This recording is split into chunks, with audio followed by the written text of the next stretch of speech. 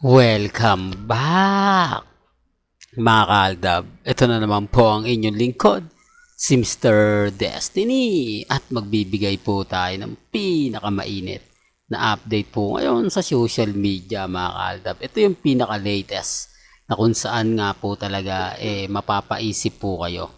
Di po ba kung ano nga po ba ginagawa ni Alden Richards, mga kaaldab, sa mga nangyayari at nagaganap sa social media. Ako, mga kaaldab, kampante tayo. Ano man po yung mga sinasabi ng iba, ano man po yung mga kumakalat ngayon patungkol nga po kay Alden, normal lang po yan, mga kaaldab. Sabi ko nga, dito lang po kayo sa channel ni Mr. Destiny. Lahat po ng mga gusto nyo pong mapanood, mapakinggan, relax lang po kayo. Huwag po kayong basta-basta maniniwala sa mga kwento nila, mga kaaldab. Di po ba, kwento nila yan eh. Kaya nga po sabi ko sa inyo, pag aldab kayo, siyempre kailangan sa aldab na rin kayo manonood. Dahil kung sila po yung nagbibigay ng update, wala po talagang ebidensya at resibo. Hindi po katulad natin. Ito po, ebidensya at resibo. Nasa Japan po talaga pumupunta si Alden Richards kapag Christmas. Di po ba? Hindi naman po ako namimilit eh. Sabi ko nga po sa inyo, kung ano lang po yung pananaw nila, kung ano sa tingin po nila, doon lang naman po tayo.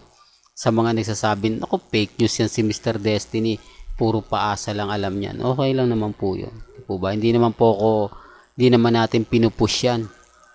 Hindi po ba lalo na po ngayon na talagang paunti-unti na nararamdaman ng Aldab yung tamang panahon. Part 2, mga kaaldab. Kaya chill-chill lang tayo. Sabi ko nga, sa channel ni Mr. Destiny, marami pong pagbabago na pagpasok po ng 2024.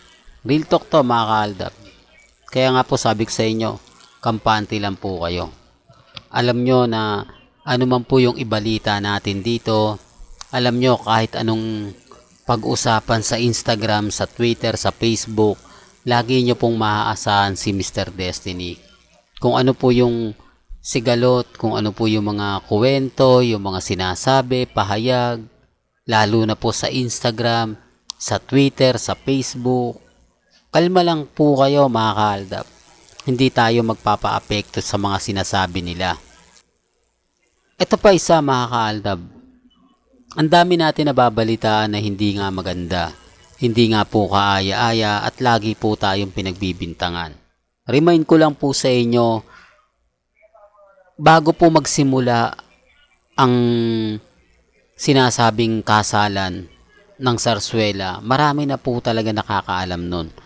Yung kasal serye po talaga, scripted na po yun eh. Planado na po yun, na-setup na po yun, natapos na po yun.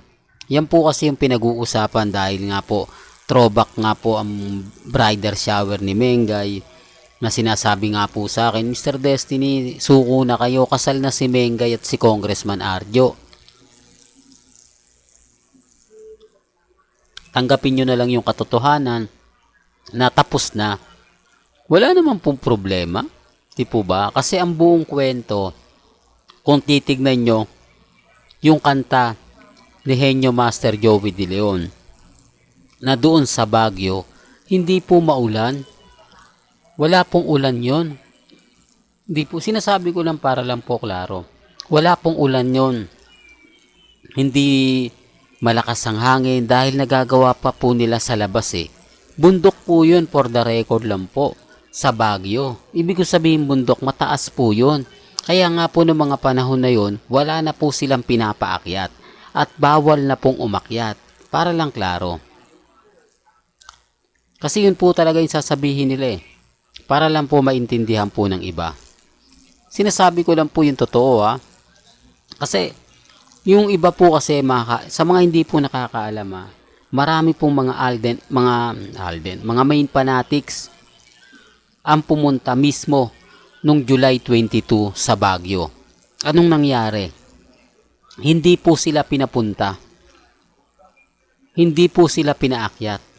Pero doon sa video na inilabas, napakarami ng tao. Mahigit 400 daw po ang bisita. Saan mo inilagay yung kotse na yon? Saan mo pinarking yung mga sasakyan nila? Dekalidad at talagang bigatin naman daw po yun na andun. Alanganin nag-commute lang po yun. Alanganin umarkila lang ng shuttle bus yun. Di po ba? Hindi, para lang klaro, para lang po sa kaalaman ng lahat. Para lang po sa mga dumadaan at bumibisita sa channel natin. Sinasabi ko lang po ito para klaro ha. Kasi sa totoo naman po yung sinasabi ko eh, di po ba? Totoo naman po yung pinapaliwanag ko eh. 400, mahigit 400 na bisita. Kaya po yung mga pumuntang main fanatics doon, nung hindi sila pinaakyat dahil delikado nga po, sinabi sa kanila na wag na kayong umakyat kasi delikado, hindi na kami nagpapaakyat at wala na nga po raw tao ron. Pinababa na nga po raw nila dahil sa landslide. Well, pumunta sila kung saan gaganapin ang hotel. Wala po raw nakitang sasakyan. Wala po raw sasakyan na makapagsasabing naandoon sa reception ang pamilya Spotted at pamilya Atayde at pamilya Mendoza. Doon pa lang may mali na eh. Doon pa lang masasabi mo na parang tama naman yung sinasabi ni Mr. Destiny. 400 na tao, pagpalagay mo na 200 ang sasakyan. Hindi mo alam kung saan nakaparking yung mga yan. Maliit lang ang Baguio para sa mga parking na hindi mo malalaman. Di po ba? Tapos sa hotel pa.